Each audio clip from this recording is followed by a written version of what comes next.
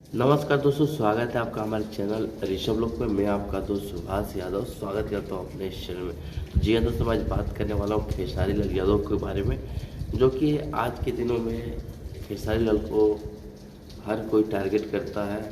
या तो कोई यूट्यूबर हो, या कोई स्टार हो, या कोई भोजपुरी इंडस्ट्री का कोई भी हो, तो टारगेट करने का मेन रीज़न एक ही है, क्योंकि खेसारी लाल यादव इतने कम समय में इतना बड़ा मुकाम हासिल कर चुके हैं, जो कि हर कोई से हजम होना मुश्किल है। खेसारी लाल यादव को जिन लोगों ने सपोर्ट किया था शुरुआती दौरों में, आज वो लोग खेसारी लाल यादव को गाली देते हैं कि मैं ये कर दिया, मैंने खेसारी को बना दिया, मैंने बहुत सहयोग किया। जब आप सहयोग करके खेसारी को बना सकते हैं, तो आप मेहनत करके अपने आप को क्यों नहीं बना पा रहे? मुझे ये बताइए पहले। तो ये सब गलत बात है, और जलन तो सबको है, क्योंकि यादव समाज के भी कुछ है जिसमें संतोष रेणु यादव आते हैं।